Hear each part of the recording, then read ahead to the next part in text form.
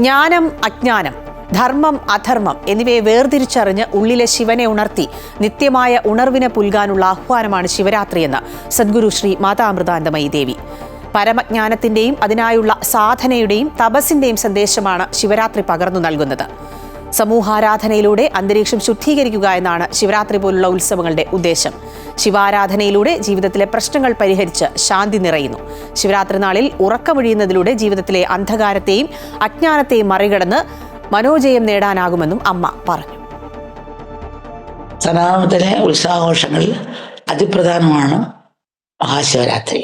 ജ്ഞാനം അജ്ഞാനം, ധർമ്മം അധർമ്മം എന്നിവയെ വേർതിരിച്ചറിഞ്ഞു ഉള്ളിലെ ശിവനെ ഉണർത്തി നിത്യമായ ഉണർവിനെ പുൽകാനുള്ള ആഹ്വാനമാണ് ശിവരാത്രി. ശിവരാത്രി പരമജ്ഞാനത്തിൻ്റെയും അതിനുവേണ്ടിയുള്ള സാധനയുടെയും തപസ്സിൻ്റെയും സന്ദേശമാണ് നൽകുന്നത്. ലോക വിഷയങ്ങൾ വഴി കഴിയുന്ന മനുഷ്യരുടെ മനസ്സും ഇന്ദ്രിയങ്ങളും ശിവോന്മുഖമാക്കുക, സമൂഹ ആരാധനയിലൂടെ അന്തരീക്ഷം ശുദ്ധീകരിക്കുക എന്നതാണ് ശിവരാത്രി പോലുള്ള ഉത്സവങ്ങളുടെ ഉദ്ദേശം. ശിവരാത്രിയോടനുബന്ധിച്ച് ശിവനെ ഭജിക്കുന്നതിലൂടെ ജീവിത പ്രശ്നങ്ങൾ പരിഹരിക്കാനും ശാന്തി അനുഭവിക്കാനും സാധിക്കുമെന്നാണ് ജനങ്ങളുടെ വിശ്വാസം. ശിവരാത്രിക്ക് ഉറക്കം കഴിയുന്നത് അന്ധകാരത്തെയും അജ്ഞാനത്തെയും മറികടക്കുന്നതിന്റെ സന്ദേശമാണ്. ചന്ദ്രൻ ക്ഷയിച്ചില്ലാതാവുന്ന ദിവസമാണല്ലോ ശിവരാത്രി.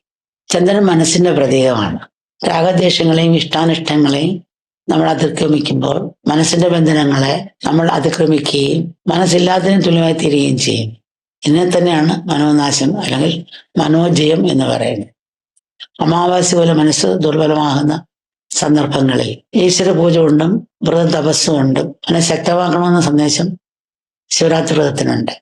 ശിവനെപ്പോലെ ജ്ഞാനം, വൈരാഗ്യം, ലാളിത്യം, നിസ്വാർത്ഥത, നിഷ്കളങ്കത എന്നീ ഗുണങ്ങളെ ഉൾക്കൊണ്ട് അഹങ്കാരത്തെ സമർപ്പിച്ച് അജ്ഞാനനെതിരെ ജയിച്ച് നിത്യമായ ഉണർവിലേക്ക് ഉണരാൻ നമുക്കെല്ലാം സാധിക്കട്ടെ. അതിന് കൃപ മക്കളെല്ലാം അനുഗ്രഹിക്കട്ടെ.